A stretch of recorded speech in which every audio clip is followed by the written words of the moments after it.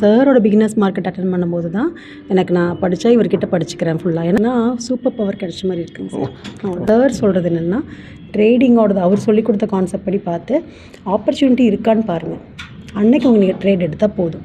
நீங்கள் வந்து எடுத்தாகணுங்கிறதுக்காக போய் ரெட்டில் விழுக வேண்டியதில்லை. க்ரீனில் இருக்கணும்னா ஆப்பர்ச்சுனிட்டி இருந்தால் மட்டும் எடுங்க.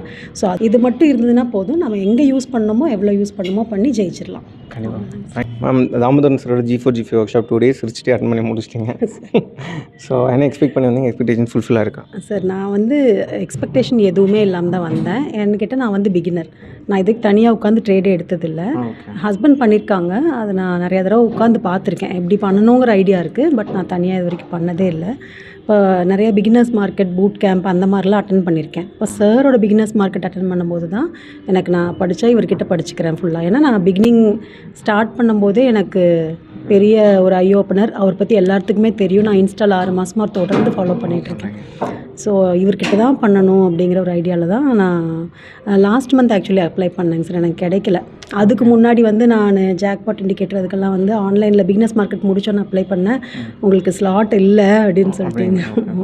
சரி இங்கே வரணுங்கிறதுக்காக இப்போ ஆக்சுவலி அவரும் வந்து எனக்காக இங்கே நான் படிக்கிற 2 நாள் அவரும் ஃப்ரீ ஆகிட்டு வந்து வெயிட் பண்ணிட்டு தான் இருக்கார்.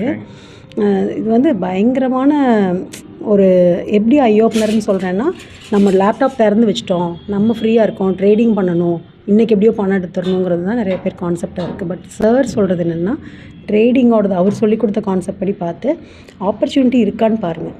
அன்னைக்கு நீங்கள் ட்ரேட் எடுத்தால் போதும். நீங்கள் வந்து எடுத்தாகணுங்கிறதுக்காக போய் ரெட்டில் விழுக வேண்டியதில்லை. க்ரீனில் இருக்கணும்னா ஆப்பர்ச்சுனிட்டி இருந்தால் மட்டும் எடுங்க. ஸோ அதுவே ஒரு பெரிய பாடம் தான் நம்மளுக்கு.